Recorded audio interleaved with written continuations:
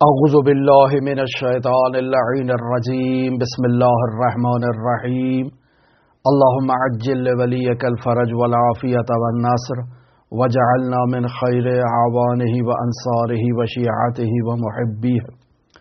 عزیزان محترم، گراں قدر شیعہ علماء کے حالات زندگی پر آپ کے ساتھ گفتگو جاری ہے۔ ہم آپ کی خدمت میں کتب اربعہ کے مصنفین کا تعارف کروا رہے ہیں۔ مرحوم شیخ صدوق کا تفصیلی تعارف آپ کی خدمت میں پیش کیا، مرحوم محمد بن یعقوب قلینی کا تفصیلی تعارف پیش کیا، اور کتب اربعہ کے آخری مصنف شیخ الطائفہ شیخ طوسی کا تعارف آج ہم آپ کی خدمت میں آغاز کر رہے ہیں۔ عزیزان محترم، نوٹ فرما لیں، 5ویں صدی ہجری میں شیعیان حیدر کرار کے مرجع علی الاطلاق شخصیت شیخ الطائفہ شیخ الشیعہ شیخ طوسی رحمۃ اللہ علیہ ہیں، جن کا نام ابو جعفر ان کی کنیت ہے، تو ابو جعفر نام ان کا محمد ہے، تو ابو جعفر محمد بن حسن بن علی بن حسن طوسی رحمۃ اللہ علیہ۔ یہ وہ نہایت گراں قدر فقیہ ہیں، نہایت گراں قدر مرجع ہیں، جنہوں نے 2 ایسی گراں بہا کتابیں تحریر کی ہیں جنہیں کتب اربعہ میں شامل ہونے کا اعزاز حاصل ہے۔ آپ توجہ فرمائیں کہ مرحوم کلینی کی ایک کتاب کافی کتب اربعہ کی زینت قرار پائی، مرحوم شیخ صدوق رحمۃ اللہ علیہ کی ایک کتاب من لا یحضرہ الفقیہ کتب اربعہ کی زینت قرار پائی۔ البتہ بیان ہوا کہ مرحوم شیخ صدوق رحمۃ اللہ علیہ کی ایک اور گراں بہا کتاب تھی جو نابود ہو چکی، اور اسے بھی کتب اربعہ میں علماء شامل کرتے تھے، لیکن چونکہ وہ نابود ہو چکی تو کتب خمسہ کی بجائے کتب اربعہ قرار پائیں۔ لیکن خود شیخ طوسی رحمۃ اللہ علیہ کو، شیخ الطائفہ کو یہ اعزاز حاصل ہے کہ خود ان کی 2 گراں بہا کتابیں کتب اربعہ میں شامل ہوئیں۔ ایک وہ کتاب جسے انہوں نے جوانی کے عالم میں تحریر کیا، جو ہے تہذیب الاحکام۔ جوانی کے عالم میں لکھی جانے والی یہ کتاب اس قدر اہمیت کی حامل ہوئی کہ اسے کتب اربعہ کی زینت قرار دیا گیا اور شامل کیا گیا۔ اور پھر اس کے علاوہ الاستبصار نہایت اہم کتاب ہے شیخ الطائفہ شیخ طوسی رحمۃ اللہ علیہ کی، جسے کتب اربعہ میں باقاعدہ شامل کیا گیا ہے۔ پس شیخ طوسی رحمۃ اللہ علیہ، ان کا لقب ابو جعفر اور کنیت شیخ الطائفہ ہے۔ شیخ طوسی رحمۃ اللہ علیہ کی پیدائش سے متعلق تاریخ پیدائش، ماہ پیدائش یہ معلوم نہیں ہے، لیکن اتنا معلوم ہے کہ شیخ صدوق رحمۃ اللہ علیہ، جن کا انتقال 381 ہجری قمری کو ہوا، تو شیخ صدوق رحمۃ اللہ علیہ کے انتقال کے ٹھیک 4 سال بعد 385 ہجری قمری کو ایران کے شہر طوس میں شیخ طوسی رحمۃ اللہ علیہ کی پیدائش ہوتی ہے۔ طوس ایران کا نہایت ہی مشہور شہر تھا اس دور میں، اور اس زمانے میں ایران میں 4 شہر نہایت اہمیت کے حامل تھے، نہایت شہرت کے حامل تھے، اور انہی 4 شہروں میں سے ایک شہر کا نام طوس تھا۔ شیخ طوسی رحمۃ اللہ علیہ نے ابتدائی تعلیم اپنی شہر طوس میں حاصل کی، اور ابتدائی تعلیم حاصل کرنے کے بعد شیخ طوسی نے بغداد کی طرف رخ کیا، اور بغداد کی طرف اعلیٰ تعلیم حاصل کرنے کے لیے ہجرت کی، اور تقریباً 408 ہجری قمری کو شیخ طوسی 23 سال کی عمر میں بغداد کی طرف ہجرت کرتے ہیں۔ عزیزان محترم، اگر کوئی شخص خداوند متعال کی جانب خلوص دل کے ساتھ، خلوص نیت کے ساتھ، صدق نیت کے ساتھ اگر کوئی شخص خدا کی طرف رجوع کرتا ہے، خدا کی طرف متوجہ ہوتا ہے، خدا کی طرف قدم بڑھاتا ہے، تو اللہ تبارک و تعالی بھی اس کے اس قدم بڑھانے کے نتیجے میں اس کی مدد کرتا ہے، اس کی اس حرکت میں اس کا تعاون کرتا ہے، اور اسے وہ مقامات عطا کرتا ہے کہ جو انسان خدا کی غفلت میں جن مقامات تک نہیں پہنچ سکتا۔ عزیزان محترم، شیخ طوسی رحمۃ اللہ علیہ نے صدق نیت سے، صدق دل سے، خلوص دل سے خداوند متعال کی طرف قدم بڑھایا علمی جد و جہد کی خاطر، لہٰذا خداوند متعال نے بھی شیخ طوسی رحمۃ اللہ علیہ کو وہ مقامات عطا کیے کہ انسان جو ہے وہ ورطۂ حیرت میں مبتلا ہو جاتا ہے کہ شیخ طوسی رحمۃ اللہ علیہ نے کس قدر گراں بہا خدمات تشیع کے لیے انجام دی ہیں۔ تو پس شیخ طوسی رحمۃ اللہ علیہ طوس سے 23 سال کی عمر میں اعلیٰ تعلیم کے غرض سے بغداد کی طرف ہجرت کرتے ہیں۔ بغداد اس زمانے میں عالم اسلام کا علمی مرکز شمار ہوتا تھا، عباسیوں کا دور حکومت تھا،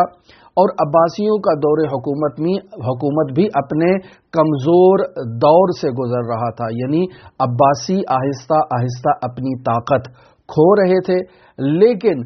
عباسی کے اس دور میں، جس دور میں شیخ طوسی رحمۃ اللہ علیہ نے بغداد کی طرف ہجرت کی، در واقع یہ وہ دور تھا کہ اب بغداد میں عباسیوں کی وہ توان اور طاقت نہیں تھی، اور اس سے پہلے وہاں اس دارالعلم میں، اس مرکز علم میں باقاعدہ طور پر اہل سنت علماء کا ہولڈ تھا، لیکن چونکہ عباسی اب کمزور ہو چکے تھے، لہٰذا دوسرے مکاتب فکر کے علماء کو بھی وہاں پر جگہ ملی، انہوں نے بھی اپنا مقام بنایا، اور زیادہ تر بغداد میں اس علمی مرکز میں جو شخصیت علمی اعتبار سے اپنی دھاک بٹھانے میں کامیاب ہو جاتی، اس شخصیت کو اس شہر کے اس مرکز علمی میں جو ہے وہ مرجعیت اور زعامت علمی کا اسے اعزاز ملتا تھا۔ پس بغداد در واقع اس دور میں شیعہ اور سنی اور دوسرے مکاتب فکر کے درمیان آزاد علمی گفتگو کا ایک مرکز بنا ہوا تھا، اور اس برہے میں شیخ مفید رحمۃ اللہ علیہ نے باقاعدہ وہاں اپنی علمی دھاک جمائی، اور باقاعدہ طور پر شیخ مفید رحمۃ اللہ علیہ اس مرکز علمی بغداد کے باقاعدہ زعیم قرار پائے، اس کے سربراہ قرار پائے، اور دوسری جانب سے شیخ مفید رحمۃ اللہ علیہ کو شیعیان حیدر کرار کی مرجعیت علی الاطلاق کا بھی اعزاز حاصل تھا۔ پس محمد بن نعمان کہ جو شیخ مفید رحمۃ اللہ علیہ کے عنوان سے شہرت رکھتے ہیں، در واقع اس زمانے میں انہوں نے بغداد کے اندر باقاعدہ طور پر اس مرکز علمی میں شیعیان حیدر کرار کے ایک مرکز علمی یعنی حوزہ علمیہ کی بنیاد رکھی تھی، اور شیعوں کا بھی ایک مرکز اسے قرار دے رکھا تھا۔ لہٰذا شیخ طوسی رحمۃ اللہ علیہ شیخ مفید رحمۃ اللہ علیہ سے اور دوسرے اس بغداد میں موجود گراں قدر علماء سے فیضیاب ہونے کے لیے بغداد کی طرف جاتے ہیں، اور شیخ مفید رحمۃ اللہ علیہ کے زندگی کے آخری 5 سال شیخ مفید ان سے استفادہ کرتے ہیں، یعنی 408 ہجری قمری سے 413 ہجری قمری تک جو شیخ مفید رحمۃ اللہ علیہ کی رحلت کا سال ہے، ٹوٹل 5 سال شیخ مفید رحمۃ اللہ علیہ سے شیخ طوسی استفادہ کرتے ہیں۔ اور پھر شیخ طوسی اپنی کتاب الفہرست میں جہاں وہ مختلف کتابوں کا تعارف کرواتے ہیں، تو جب وہ شیخ طوسی رحمۃ اللہ علیہ شیخ مفید کے آثار کا تعارف کرواتے ہیں تو ان کتابوں کے نام بیان کرتے ہیں، اور پھر بعد میں لکھتے ہیں کہ ان تمام کتابوں کو میں نے باقاعدہ استاد شیخ مفید رحمۃ اللہ علیہ سے تعلیم حاصل کی ہے، یعنی انہیں پڑھا ہے، اور پھر ان میں سے بعض کتابیں ایسی ہیں جنہیں میں نے چند مرتبہ قراءت کیا ہے شیخ مفید کے سامنے، اور انہوں نے استماع کیا ہے، اور بطور معمول اسے آپ پروف ریڈنگ کے عنوان سے بھی کہہ سکتے ہیں، البتہ یہ اس سے اگلا مرحلہ ہے، پروف ریڈنگ کا صرف مرحلہ نہیں ہے کہ جب ایک شاگرد اپنے استاد کے سامنے اس کی کتاب کی قراءت کرتا ہے تو در واقع اس کتاب میں موجود کمزور اور مضبوط علمی نقاط کی بھی نشاندہی کرتا ہے، اور اگر کہیں کوئی غلطی کوئی ایسا مورد ہو تو اس کی اصلاح بھی کر لی جاتی ہے، کتابت بھی کر لی جاتی ہے۔ ظاہری بات ہے اس دور میں یہ پرنٹنگ پریس تو نہیں ہوا کرتے تھے اور لوگ کتابوں کو باقاعدہ نسخہ برداری کیا کرتے تھے، یعنی کتاب کو سامنے رکھ کے مکمل اس کتاب کو اپنے قلم سے تحریر کر کے اس کی کاپی کیا کرتے تھے، استنساخ کیا کرتے تھے۔ تو شیخ طوسی رحمۃ اللہ علیہ کہتے ہیں کہ میں نے ان تمام کتابوں کو جو شیخ مفید رحمۃ اللہ علیہ کی ہیں ان کے پاس پڑھا ہے، لیکن ان میں سے بعض کتابیں ایسی ہیں جنہیں چند مرتبہ میں نے استاد کے سامنے قراءت کیا ہے اور استاد نے مجھ سے ان کتابوں کو سنا ہے۔ شیخ طوسی رحمۃ اللہ علیہ کی ایک نہایت ہی گراں بہا کتاب ہے جس کا نام ہے المقنعہ۔ اس کتاب کی شرح شیخ طوسی رحمۃ اللہ علیہ نے شیخ مفید کی زندگی میں ہی آغاز کی اور اس شرح کا نام تہذیب الاحکام رکھا، اور اس کتاب کی جو طہارت کی بحث ہے وہ شیخ طوسی رحمۃ اللہ علیہ نے شیخ مفید کی زندگی میں ہی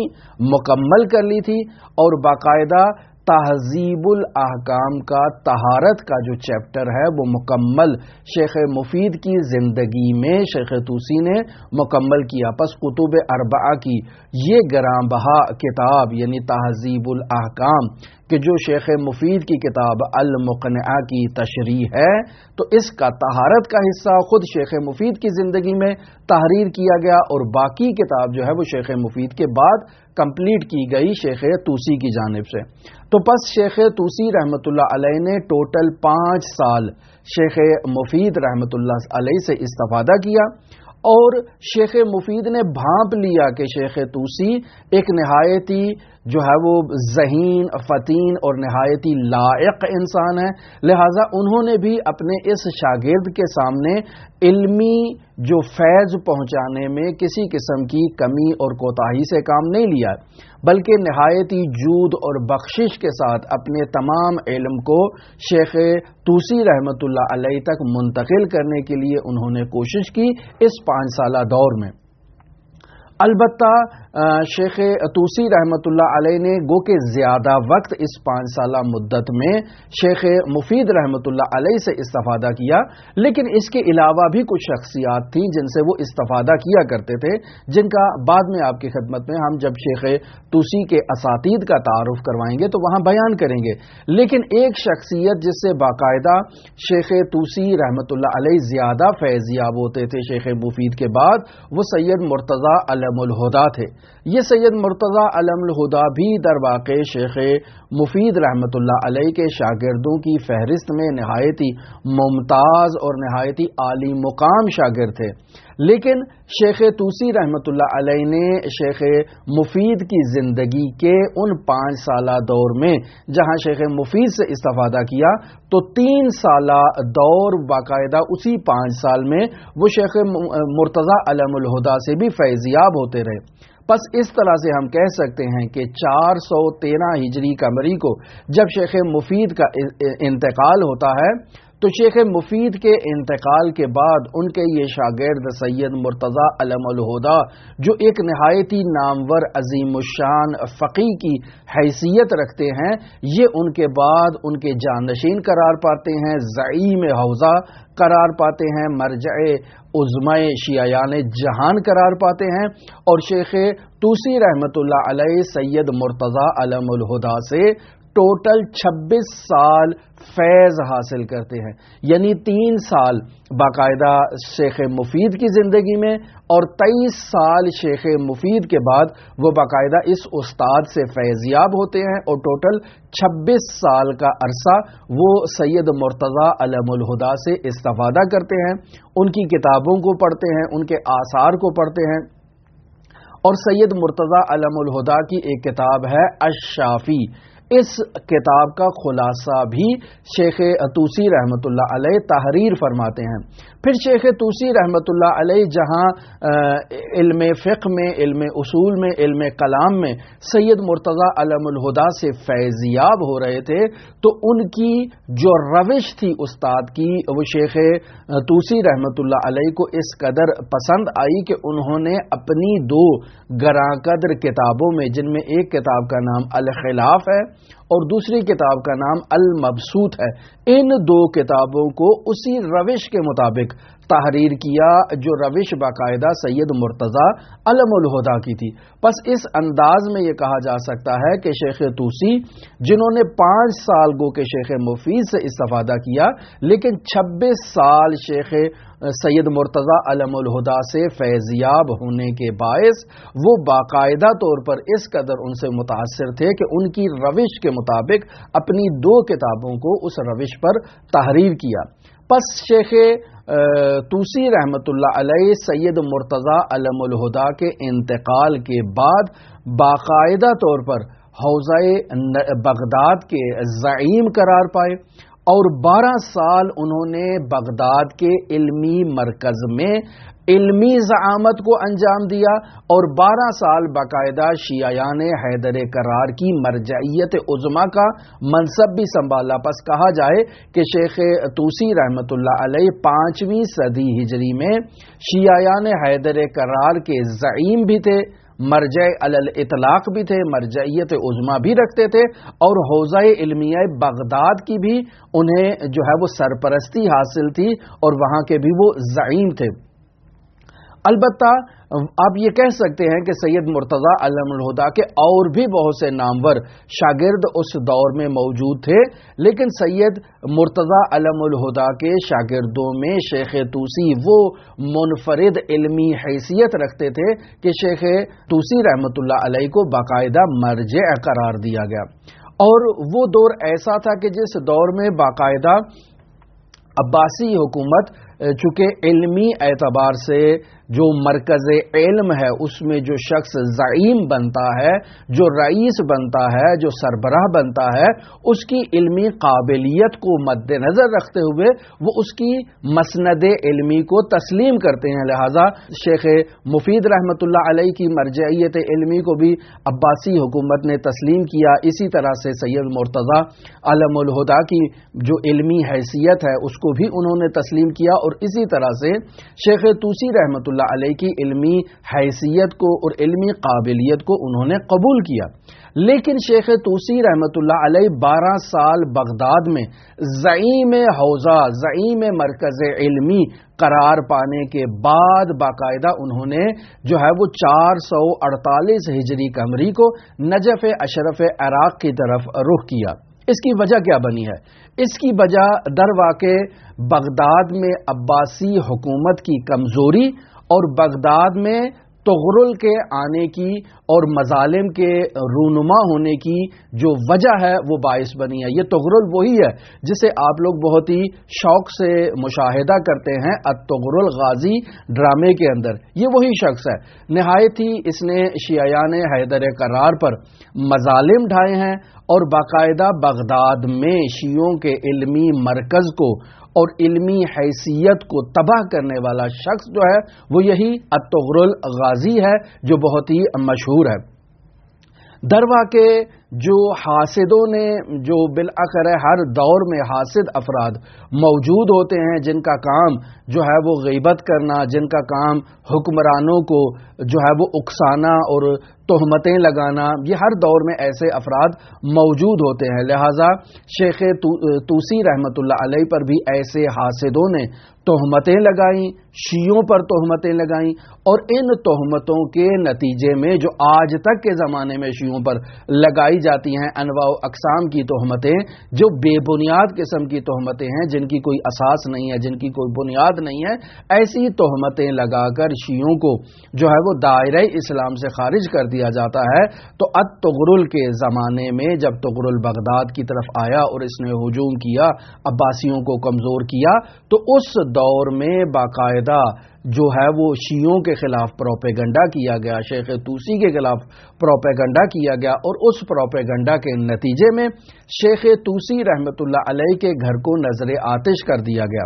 جلا کر خاکستر کر دیا گیا۔ شیخ طوسی رحمۃ اللہ علیہ کا ایک عظیم الشان کتاب خانہ تھا، اس کتاب خانے کو بھی نظر آتش کر دیا گیا۔ شیعوں کا قتل عام شروع ہو گیا اور شیعوں کی آبادیاں، شیعوں کے جو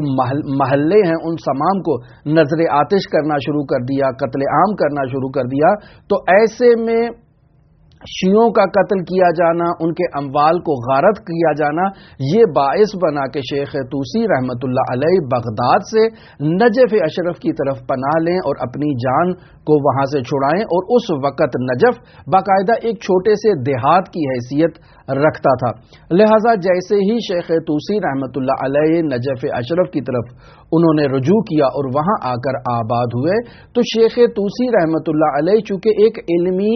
نام تھا، ایک علمی شہرت رکھتے تھے، جیسے ہی شیخ طوسی نے نجف پہنچ کر اپنے درسوں کا آغاز کیا تو در واقع وہاں باقاعدہ طور پر حوزہ علمیہ نجف اشرف کی بنیاد رکھی گئی۔ تو اس اعتبار سے ہم کہہ سکتے ہیں کہ 448 ہجری قمری کو شیخ طوسی رحمۃ اللہ علیہ نے حوزہ علمیہ نجف اشرف کی بنیاد رکھی ہے، اور اس کی وجہ یہ بنی ہے کہ بغداد کا حوزہ طغرل نے نابود کر دیا تھا، شیعوں کا قتل عام کرنا شروع کر دیا، شیعوں کے اموال کو غارت کرنا شروع کر دیا، اور شیخ طوسی اپنی جان بچا کر جو ہے وہ نجف اشرف آئے۔ وہاں آ کر انہوں نے باقاعدہ مذہب تشیع کا دفاع کرنا شروع کیا، فقہ شیعہ کو بیان کرنا شروع کیا، حدیث شیعہ کو بیان کرنا شروع کیا، اور جو کتابیں نابود ہو چکی تھیں ان کتابوں کو دوبارہ احیاء کرنے کی کوشش کی۔ تو شیخ طوسی رحمۃ اللہ علیہ کی شہرت کو جو ہے وہ بھانپتے ہوئے، جانتے ہوئے، پہچانتے ہوئے